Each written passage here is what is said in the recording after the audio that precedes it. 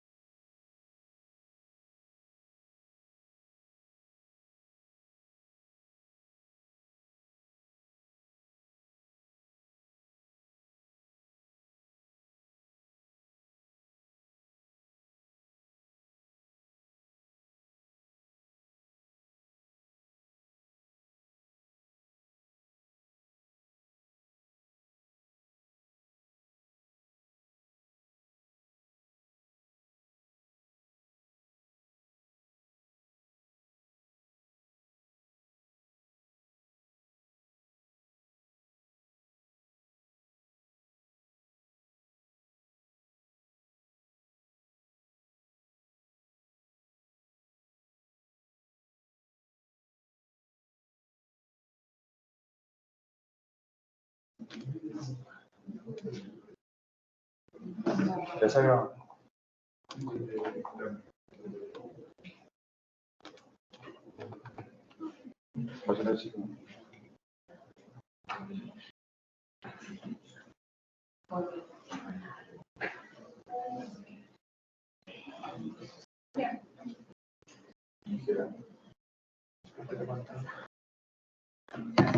Listo. Bueno, entonces, hoy les vamos a hablar de trauma de abdomen, presentación de la relación entre Manuel Fernández, María José Tortuga y Diego Pedro Díaz. Primero les quería mostrar esta reflexión, que dice que nuestra comprensión de los fenómenos dados siempre está limitada por los recursos temporales, económicos y tecnológicos que tenemos a nuestra disposición. Esto es como invitación. ¿Cuál es?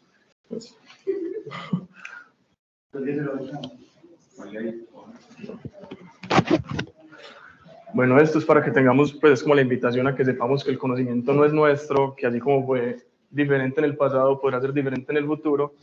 Entonces es la invitación a que, pues, con nuestros compañeros y con nuestros pacientes tratemos de ser lo más humildes posibles y brindar el conocimiento a todo el mundo.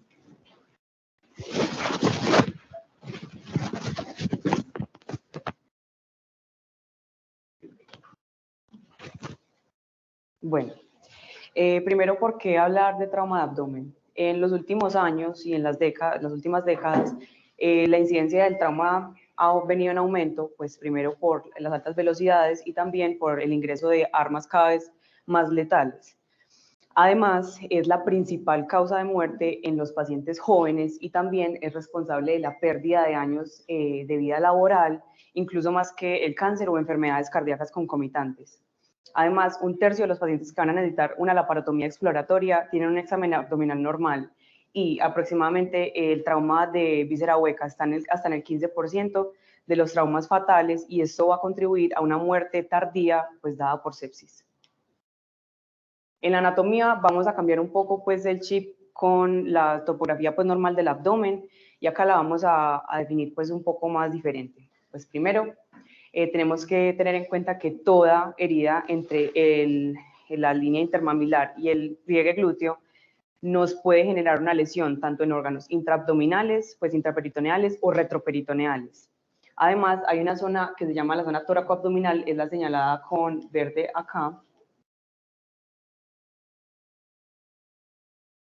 que está delimitada por la línea intermamilar o el cuarto espacio intercostal, posteriormente por la línea infraescapular y por el reborde costal inferior. Esto es muy importante porque va a compartir órganos tanto torácicos como abdominales, y también el diafragma, donde si este se ve lesionado se pueden protruir órganos abdominales hacia el tórax. Además, vamos a definir entre abdomen anterior, flancos y zona lumbar. El abdomen anterior entre el reborde costal inferior, los ligamentos inguinales y la línea axilar anterior. Los flancos entre la línea axilar anterior, la línea axilar posterior, el reborde intercostal inferior y las líneas, las crestas ilíacas. Y ya la zona lumbar es desde que termina el espacio toracoabdominal, las líneas, las espinas ilíacas y la línea axilar posterior.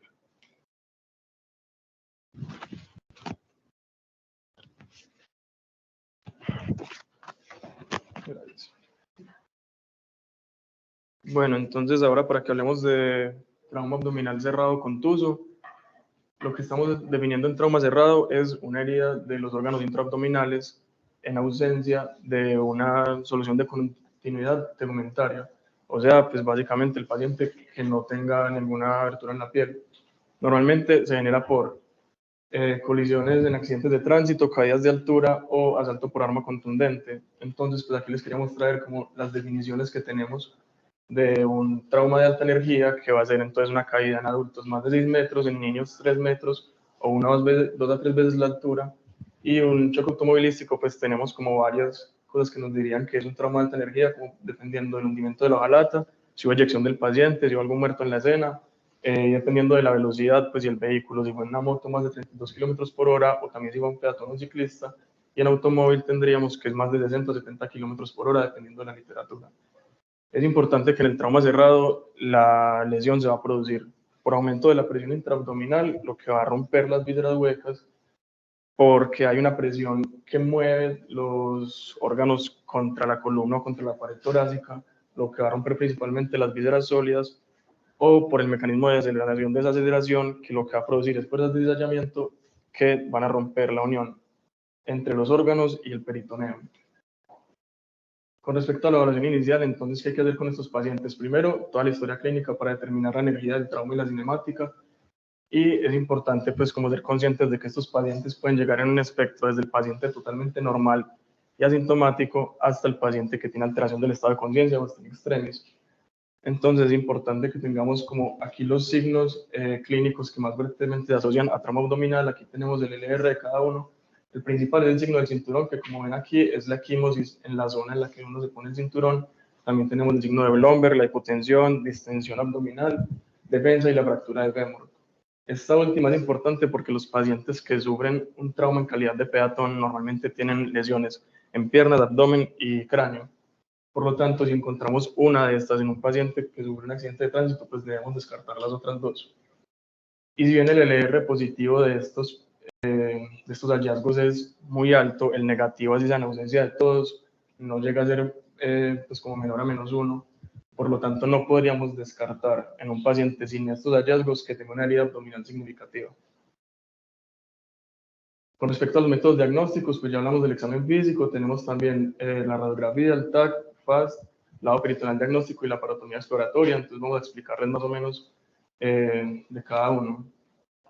Con respecto a la radiografía, entonces pues no sería de abdomen, sería de tórax, y la idea es que encontremos pues hallazgos como fractura de las últimas costillas. Podemos tener una hernia diafragmática como se ve aquí, que tenemos el contenido gástrico en el hemitórax izquierdo y derecho, o que tengamos un hemoperitoneo como se puede evidenciar aquí, donde vemos aire debajo de la cúpula diafragmática. También es importante que en los pacientes en los que tengamos fracturas del anillo pélvico busquemos las lesiones intraabdominales. Lo que nos va a determinar el neumoperitoneo, no les voy a decir, es que una ruptura de víscera hueca, por eso es que hay aire en la cavidad intraabdominal. Con respecto al FAST, entonces lo que vamos a hacer es básicamente ver líquido intraperitoneal libre, que en el contexto de un trauma pues nos va a hablar de sangre. Entonces en la imagen de la izquierda podemos ver que tenemos el hígado y el riñón derecho, pero no hay líquido intraperitoneal libre, mientras que aquí donde están las cabezas de las flechas podemos ver que tenemos líquido en el espacio hepatorenal y anterior en el hígado. Con respecto a la tomografía, pues es sumamente sensible y específica. Nos va a dar, pues, como además de la lesión de identificarla, nos puede guiar el manejo. Y si tenemos una lesión de tubo digestivo, pues lo que vamos a tener es un engrosamiento de la pared intestinal, extracción grasa, que lo que muestra es que salió contenido de irritación o presencia de líquido peritoneal libre. Con respecto a la laparotomía, entonces lo que tenemos es que vamos a hacer básicamente una incisión en línea media y de manera quirúrgica se va a explorar la presencia o no de lesiones. Tiene como desventaja pues lo invasiva que es, pero tiene como ventaja que se puede pasar de inmediato al tratamiento. Y el lado peritoneal diagnóstico, pues cada vez está más en desuso. Lo que vamos a hacer es entrar a la cavidad abdominal, vamos a inyectar solución salina y vamos a sacar una muestra y ya se analizan los resultados. Es una alternativa buena cuando no se tienen los recursos como la tomografía. Sí, bueno.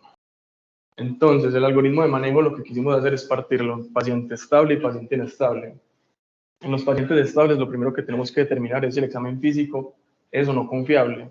En quién es confiable, en quien no tenga intoxicación por alcohol o drogas, un trauma encefalocraniano o una herida raquimedular que no permita hablar bien el abdomen. Entonces, si no es confiable, lo primero que tenemos que hacer es tomarle una tomografía. Si es negativa, de igual manera no se puede descartar el trauma del paciente, se debe hacer una evaluación seriada. Y si es positiva, ya nos va a determinar el tratamiento entre la laparotomía, no quirúrgico o angiografía. Y en el caso de que el examen físico sea confiable, tenemos que ver los estigmas de trauma intraabdominal que ya habíamos hablado. Si sí los tiene, se pasa a la imagen, y si no los tiene, entonces lo que vamos a hacer es evaluar el riesgo del paciente. ¿Cómo? Con la radiografía de tórax, laboratorios como hemograma, función hepática, renal y gases arteriales, y también con las comorbilidades del paciente, si es mayor a 65 años, si tiene alguna comorbilidad de importancia, otras heridas además del abdominal, o si el paciente está anticoagulado, y ya definimos si el paciente es de alto riesgo, hay que hacerle una imagen que nos va a definir el manejo o el alta. Y si el paciente no es de alto riesgo, entonces ya tenemos que no tiene nada de examen físico, está orientado, está estable, se puede ir para la casa. En cuanto al paciente con hemodinámicamente inestable, que entonces puede ser hipotensión, que tenga frecuencia respiratoria menor a 2 y mayor a 35, taquicardia o hace exceso menor a -6, la idea es que estos pacientes se hagan una tomografía, se haga una ultrasonido, perdón, que si es positivo y tenemos líquido libre, entonces se lleva a la parotomía, y si es negativo, tenemos que ver, ¿tiene otro trauma que lo esté desestabilizando? Si la respuesta es sí, hay que estabilizar ese trauma, reanimar al paciente y tomar la imagen. Si la respuesta es no, se toma la imagen directamente y ya pues de nuevo nos va a dictar el tratamiento o mandar a la unidad de cuidados intensivos. Bueno, ahora para hablar del trauma penetrante, en este sí vamos a tener una solución de continuidad en la pared abdominal, y básicamente cuando es por herida cortopunzante va a ser por cualquier objeto que pueda empalar al paciente.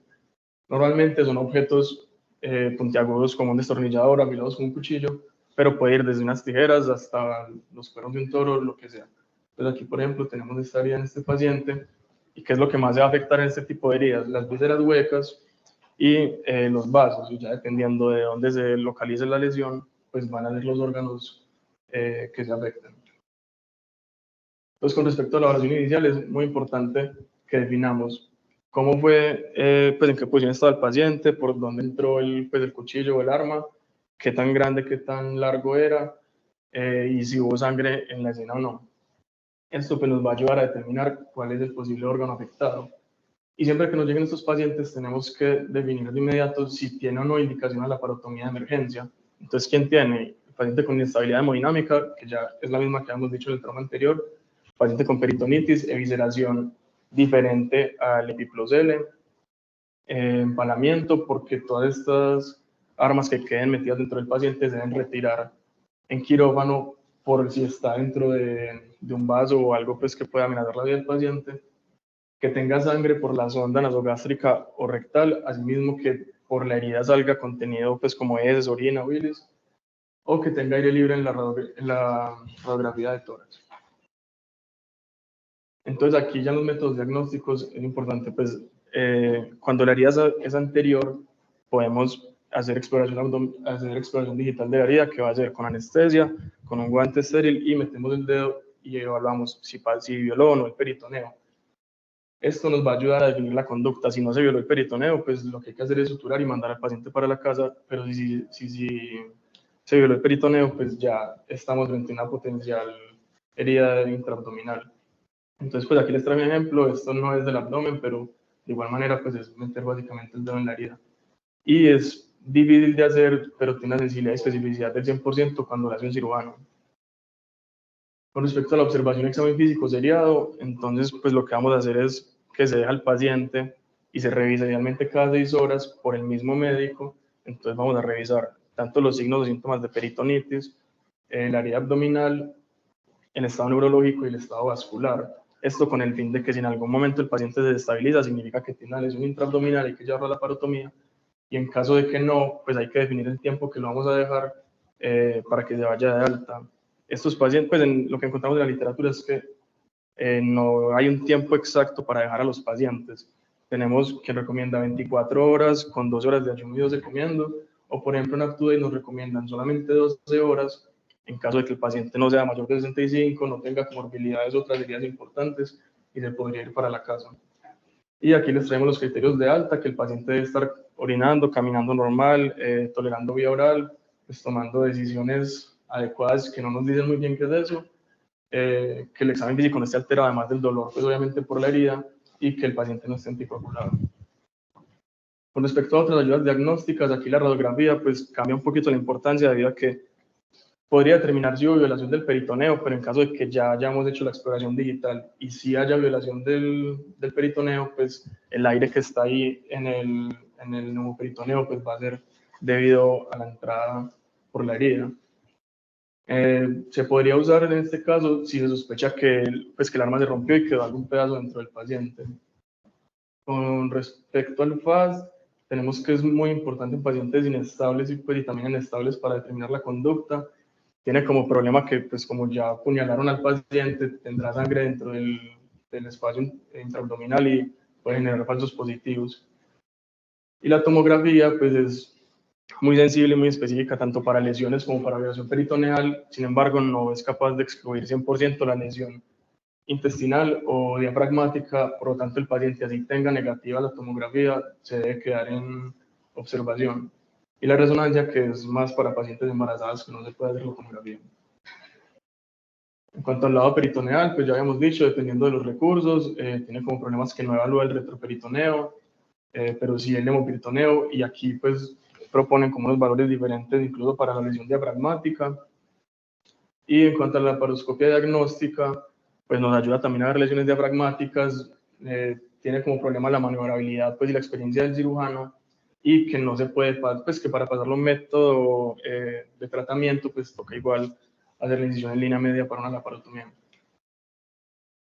Y ya el algoritmo de manejo que les tenemos, entonces es, el paciente llega con la herida, se determina si tiene que llevarse una laparotomía exploratoria, y en caso de que no se tenga que llevar, tenemos que ver dónde es la herida. Si es anterior, pues podemos hacer la exploración digital, hacer el examen seriado o tomar la tomografía para ya definir si en algún momento necesita el paso quirúrgico o no.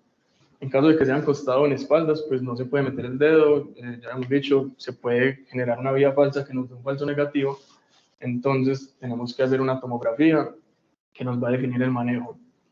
Y en caso de las lesiones toracoabdominales, pues la idea es descartar que el diafragma esté lesionado por medio de una RX, un FAST o una laparoscopia exploratoria. Aquí en Saviston nos aclaran pues, que en el cuadrante superior derecho es opcional debido a que como está el hígado, protege el diafragma y puede no ser necesario.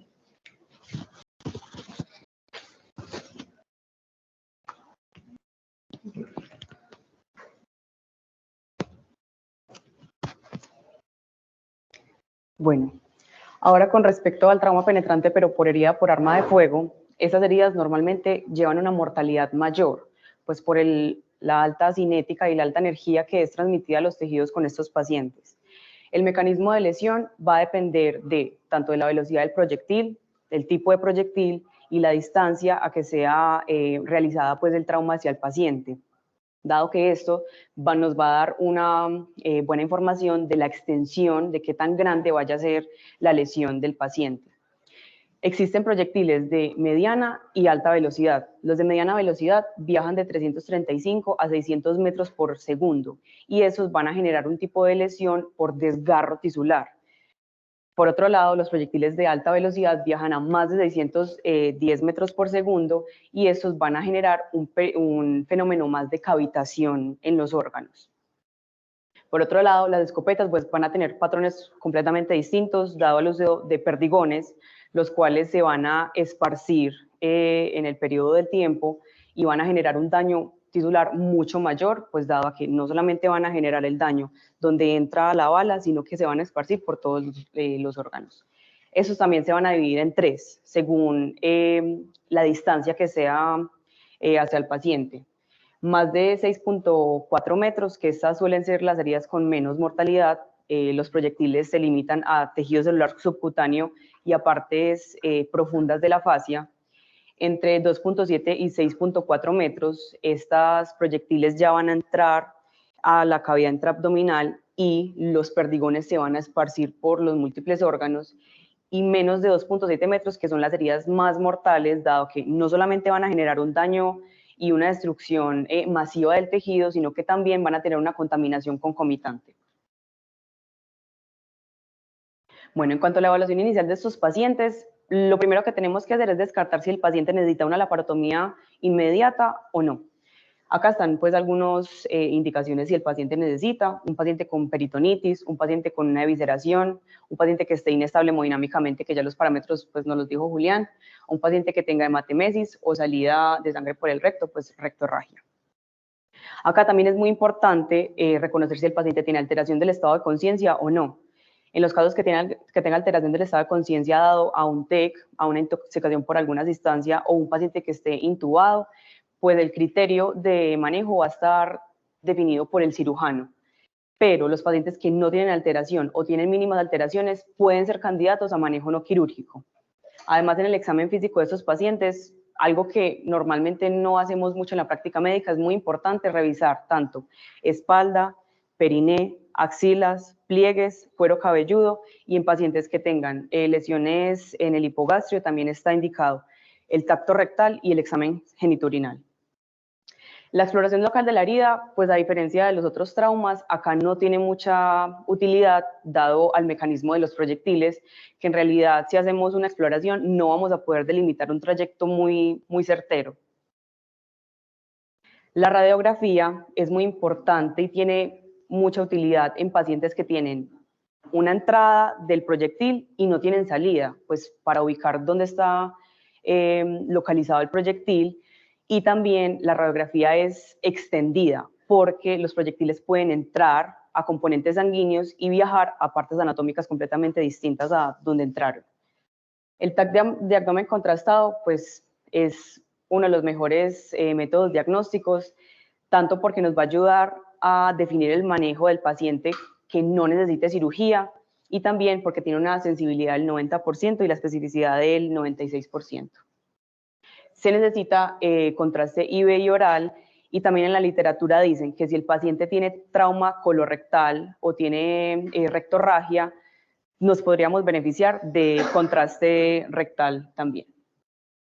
La laparoscopia diagnóstica en realidad puede evaluar algunas partes del abdomen, sin embargo, no repara inmediatamente las heridas o las lesiones que necesita el paciente. Entonces, una laparoscopia podría terminar en una laparotomía fácilmente. El FAST es de gran valor en pacientes inestables, pero en estas heridas no descarta sangrados intraabdominales que no puedan ser pues unos sangrados tan importantes. Por ejemplo, un sangrado de un diafragma o de una víscera hueca que no tienen pues un alto contenido volumen de sangre. También, como dijo Julián, el lavado peritoneal diagnóstico en realidad no es de rutina, solamente se usa en contexto de hospitales de baja complejidad donde necesiten tener o confirmar que el paciente tenga que ser remitido a un centro más especializado para una laparotomía. Acá les traje un algoritmo diagnóstico y que si siguen paso por paso no se les va a pasar nada de la herida por arma de fuego. Primero, tenemos que definir si el paciente necesita, pues, o cumple criterios de laparotomía exploratoria o no. Si cumple criterios, pues se lleva a cirugía. Si no cumple criterios, la siguiente pregunta es si el paciente tiene alteración o no del estado de conciencia, en los casos que ya les dije, TEC, una persona intubada, una persona intoxicada por alguna sustancia. Si sí tiene alteración, entonces va a repararse la herida a criterio del cirujano según laparoscopia o laparotomía. Si el paciente no tiene alteración del estado de conciencia, entonces la próxima pregunta es, ¿el peritoneo fue violado? ¿Cómo lo vamos a responder? Pues por medio del FAST, de la radiografía y del TAC. Si el peritoneo no fue violado, entonces podemos llevar al paciente a una observación muy cercana mediante exámenes clínicos seriados. Y el paciente puede dar dado de alta según si cumple esos criterios, pues que estuvo hemodinámicamente estable, que el paciente no le aparecieron ningún signo de peritonitis, y el paciente no tiene otra herida concomitante porque puede tener trauma de abdomen y otra herida de otro órgano, otro sistema. Si el paciente sí tuvo violación del peritoneo, entonces se va a llevar a laparotomía para pacientes que tengan lesiones que no sean candidatos a un manejo no quirúrgico. O también, pues a criterio del cirujano, se va a poder llevar algunos pacientes a manejo no quirúrgico, algunos pacientes dependiendo del hospital donde estemos y la lesión. Algunas lesiones se pueden manejar clínicamente, por ejemplo, lesiones aisladas de hígado, o también en hospitales donde vayamos a tratar de esta manera al paciente, pero a su vez haya un quirófano disponible por si en algún momento el paciente se nos inestabiliza. Además, con los exámenes clínicos seriados durante mínimo 24 horas, idealmente cada 4 horas se debe hacer y por el mismo médico para que note pues leves cambios o leves alteraciones que tenga el paciente. Bueno, ahora vamos a hablar de la cirugía de control de daños. Esta es una técnica quirúrgica donde conlleva la incisión de línea media, una laparotomía, que su principal objetivo es controlar una lesión o una injuria que está poniendo en riesgo la vida del paciente de forma inmediata, al mismo tiempo donde se da pues como el periodo que el paciente también responda fisiológicamente a este trauma y a esas lesiones que sufrió. Además se estabiliza hemodinámicamente al paciente y posterior se vuelve a reintervenir quirúrgicamente. Esta cirugía pues tiene algunas indicaciones para realizarla, como por ejemplo un paciente que necesite empaquetamiento, un paciente que necesite altos volúmenes de sangre de transfusión, un paciente que le tengamos que corregir parámetros como por ejemplo hipotermia, una acidosis, o un paciente que tenga heridas destructivas. La cirugía consta de varias fases. La fase 0 es desde que el paciente entra, le hacemos el triaje y se lleva a una laparotomía inicial. La fase 1 es cuando ya el paciente está en quirófano, donde se le está haciendo una laparotomía, y acá lo ideal es limitar el tiempo de cirugía pues para disminuir el estrés del paciente, y también acá se debe cerciorar el flujo sanguíneo no solamente a órganos vitales sino a las extremidades. En la fase 2 el paciente va a ser reanimado con medio de líquidos y pues múltiples cosas que necesite en una unidad de cuidados intensivos. Y ya la última fase consiste en llevar al paciente a otra reintervención quirúrgica, pero ya acá definitiva, con el cierre definitivo del abdomen. Entonces, como entre esta fase donde se hizo la laparotomía primaria y esta fase donde se va a hacer la laparotomía definitiva, el abdomen queda abierto, entonces hay unas técnicas para cerrar el abdomen temporalmente.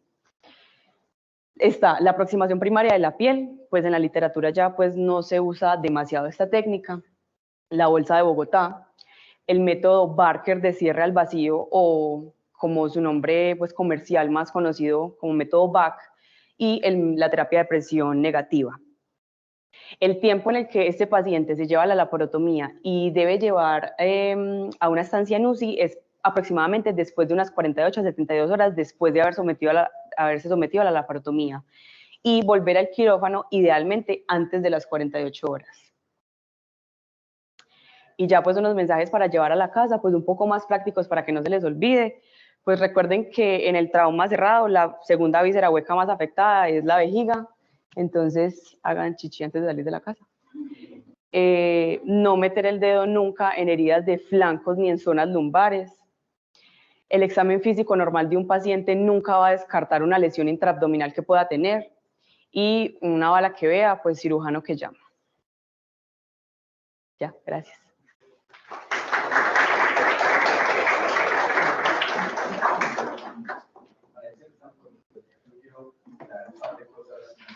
El control. Rótalo. Felicitarlos por la presentación, la motivación de los padres, esta presentación es que estamos elaborando de investigación de pacientes con trauma abdomen y queremos ver qué está pasando aquí en el hospital. Hay varias cosas que hay que aclarar, digamos, que no funciona. Listo. El método Barker es el papá de los sistemas de presión negativa, ¿cierto? Y el doctor para los años 50 utilizaba, en vez de la espuma comercial que no ve como espuma amarilla, azul, amarilla no azul, verde, usaba compresas. Las compresas eran menos inertes, se infectaban más, pero estaba bajo el mismo principio. Generar succión constante para que las células tuvieran estados atmosféricos y por tanto generaran nuevos tejidos, ¿cierto? Una tarea que se hizo popular por sus buenos resultados. Y ahora la pregunta que se está haciendo en el medio es qué pasaría si yo, por ejemplo, utilizara una solución de diálisis para ir dializando, o sea, para ir haciendo el paciente con una diálisis peritoneal, ¿sí? Porque como tener un espectro, digamos, de osmótico, de desdematizando los tejidos, podría tener como un impacto inicial en los tejidos. Entonces, como el paso siguiente que se está dando en la investigación. El principio fundamental de la serie de control de daños son dos cosas, como decía María José, y es usted controlar el sangrado y controlar la infección. O sea, si la bala rompió una arteria o si la bala rompió el colon, el paciente está tan mal que yo tengo que controlar esas dos cosas. Parando el sangrado y controlando la infección, y por eso tendré que llevar al paciente a cirugía nuevamente. Pero quiero hacer una revisión en esto. Esto es súper interesante porque este algoritmo seguramente lo hizo una persona que se está tomando como si fuera entrado en una piscina en Harvard de 3 por 3 metros, nunca ha visto un herido, jamás le ha llegado un herido de bala. lo máximo que ha hecho es verse Grey's Anatomy y esas cosas. Pero en principio, todo paciente con una hernia por arma de fuego es una lesión que requiere una intervención quirúrgica hasta que se inicie lo contrario, ¿cierto? Hay la segunda reflexión, y es que ellos dicen que usted podría, pero voy a un asterisco aquí arriba, al FAS del paciente con trauma penetrante. El trauma penetrante no es una condición que sea susceptible de ser evaluada por un FAS, porque yo le hago la siguiente pregunta. Si el balazo le dio al hígado, el paciente tiene líquido en la cavidad, en el FAS, usted se va a confundir y si no sabe si la sangre es por el hígado, si la sangre es porque tiene rota la vejiga, o sea, dice que usted la coagulante porque tiene rota la vejiga o el intestino delgado. Eso lo somete a usted a más dificultades conceptuales. ¿Listo? Entonces, mucho cuidado, porque si usted los vea, nosotros se le pasa a los pacientes con trauma penetrante, dan relación a dos cosas. La más importante, y es que esa bola le ha dado al corazón. Buscar las ventanas subsicoideas para buscar llenado pericárdico o para los pulmones, pero no en el abdomen, no en el abdomen. Y lo segundo es porque si nosotros hacemos eso, es porque tenemos personal de entrenamiento, le sirve al paciente para aprender, pero no es una estrategia que esté avalada como tal, no por evidencia, en abdomen, en trauma penetrante de abdomen. ¿Listo? En alguna parte de la presentación mencionaron esto. Esta es la historia de la medicina, esto se llama anacronía. ¿Saben qué significa anacronía? Sin tiempo. Es como cuando se pelea con el novio o con la novia. ¿Listo? Una pelea que pasó hace un año, se la siguen reclamando. Anacrónico, asíncrono, sin tiempo. La medicina no puede evolucionar o evoluciona lastimosamente de una forma anacrónica, ¿cierto? Esto es una cosa que se escribió hace muchísimos años, que los textos siguen mencionando, pero que tienen ningún tipo de valor diagnóstico. Yo le hago una pregunta: si usted chuza y sale un líquido turbio, ¿usted cómo sabe que está en la barriga, que no está en la vejiga, que no chuzó el intestino, que no chuzó el útero, que está embarazada, que no chuzó el útero con la gestación? ¿Cierto? Entonces es un procedimiento que se abandonó, porque esto se hizo pre-era de la ecografía, ¿cierto? Porque si usted lo fuera a hacer, en teoría debería hacerlo con un ecógrafo para mirar dónde está el líquido y qué características tiene el líquido. Si le sale sangre y el paciente está estable, ¿qué va a hacer? Puede ser el hígado, puede ser el vaso. ¿Qué va a hacer? Entonces se descubrió que es una técnica que no cambia las conductas, pero los libros lo siguen mencionando y sigue apareciendo. La reflexión es: ya no se usa, no intente hacerlo porque puede producir más daños a un paciente que posiblemente no lo necesita, pero lo van a seguir viendo aparecer en los textos, pero sigue apareciendo en UpToDate. Los libros más nuevos de trauma ya no lo mencionan. ¿Listo? Resulta que en Medellín se volvió súper común cambiar el cañón a las armas más llamadas atraumáticas. Que cuando cambian el cañón del resorte, entonces yo puedo tener lesiones por armas atraumáticas que la distancia correcta van a generar la suficiente presión. ¿Quién sabe cuál es la fórmula de la energía cinética? La masa. Porque están experimentando. ¿Cómo es que es la masa de la masa del proyectil, cierto? La masa y por la velocidad, ¿no? Algo. Dividido sobre 2. ¿Qué significa eso? Que la velocidad es un elemento tan importante en el trauma, por eso hay que hablar de traumas de energía o de proyectiles de alta o baja energía, porque la velocidad se tiene en cuenta 2 veces para el análisis de la energía cinética. Esto quiere decir que sí es importante determinar la velocidad del proyectil o el arma, ¿cierto? El cuadrito clásico de Matrix, es un texto de trauma, dice ballesta. ¿Saben qué es una ballesta? Sí. La flecha, un arco. En las armas convencionales, ¿cierto? Civiles, que contienen las pistolas, el revólver, inclusive armas artesanales, de trauma civil, así como los proyectiles de trauma militar. ¿Cuál es el problema? La guerra se está trasladando a las ciudades, las cabezas, van a haber más lesiones por armas de características militares, ¿cierto? Son proyectiles que viajan a más de 600 metros por segundo. Esto tiene muchísima importancia, porque si la arma traumática, por ejemplo, en teoría tenía menos velocidad en la bala, pues sería menos graves. Correcto, imagínate, las complicaciones. Listo, le aparece, se le sabe, sí, pero y bueno, le aparece lo de lavado. Otra cosa, en alguna parte de la presentación hablamos de la parotomía. Hay un capítulo que yo estoy con un profesor de la Universidad de Antioquia, un texto de un congreso de cirugía de la UPB, un libro azul, no me acuerdo bien el nombre, pero revisó todo relacionado con trauma. Ahí hicimos una revisión muy interesante sobre la paroscopia en trauma. Entonces, definitivamente es una estrategia que se podría utilizar en ciertos pacientes que tienen que tener unas características, que tienen un protocolo particular, en ese paciente estable que podría tolerar una anestesia y que podría tratar de determinar si tiene una lesión particular. Respecto a esto, eso es lo que yo les decía, esto, yo quiero que ustedes se imaginen un paciente herido, alguien dice, llevémoslo al retornador. Los estudios ya muestran que es preferible usar protocolos de tomografía con bajo contraste, ¿cierto? Y mirar qué pasa con el feto, con la gestación. Aquí les va a hacer una reflexión dolorosa, porque es dolorosa en relación a sus creencias religiosas. La medicina colombiana no contempla los actos heroicos. ¿Qué quiere decir eso? Que si el bebé, la gestación se salva, será simplemente consecuencia de la buena atención del proceso del trauma y de las características del trauma que tiene la paciente. O sea que no nos preocupamos por la gestación, sino por la mamá. La prioridad es salvar a la mamá, no es salvar el bebé. No es intentar hacer una cesárea de bebés, porque eso sí mata a la mamá. Si el bebé se salvara, sería en relación simplemente de la buena atención del trauma. Ya es diferente que la paciente entre el palo y muera, tenga que hacer una cesárea post-mortem para intentar salvar a la criatura. Es una cosa completamente diferente. ¿Listo? Y deben entenderlo ahora porque se van a ver frustraciones después. Porque eso explica por qué hay que hacer una resonancia, pero es una tomografía con bajo contraste y lo que pasa tiene que pasar y se acabó. ¿Listo? Mejor una mamá viva y una presentación muerta de los dos muertos. ¿Listo? Eso es la exploración digital, es una cosa, aquí hay gente que no sea de Medellín, Bogotá, Cartagena, La Costa, Bucaramanga, todos son países, no puede ser. ¿Sí? Bueno, por ejemplo, si usted se va a trabajar a Cartagena o a Bogotá y usted sale a la exploración digital, lo lanzan por una ventana. Les estoy más grande que es un doctor de Apellido Morales, que es una cita por el principio de la por él, con un profesor de la Universidad Clásico, a veces el trabajo de grado mío, de muchas personas del hospital.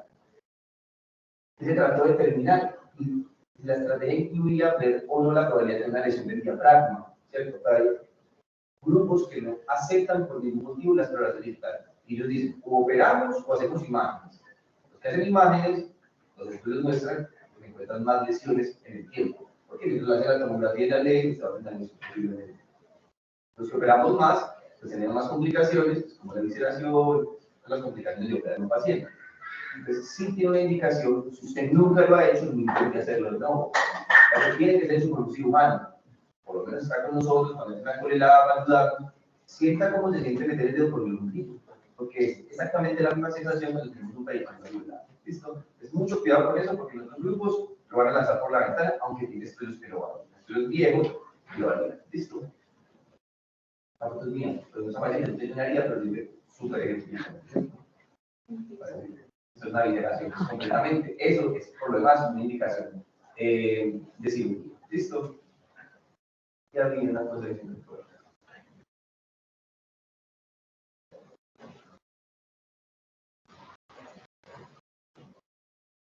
O por eso, acá. Todo paciente que tenga una discrepancia de la síntesis pública mayor a 2 centímetros, siempre hay que descartarle trauma de uretra, trauma de vagina y trauma recto. ¿Listo? Porque el cizallamiento puede tener otro tipo de esto. ¿Listo? ¿Qué es las preguntas que?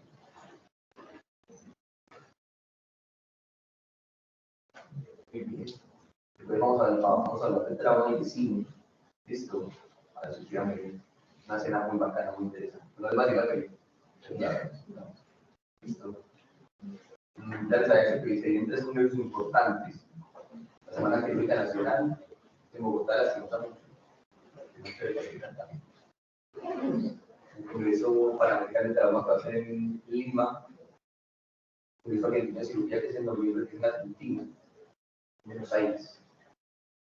Entonces, quieran mandar a Setelier, que es el Cerro de Lima. Se hablo de la clase magnífica que sigue recibiendo trabajo. Es importante que lo tengan en cuenta. ¿Listo?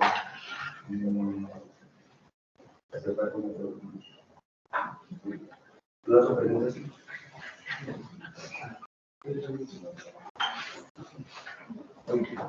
Gracias.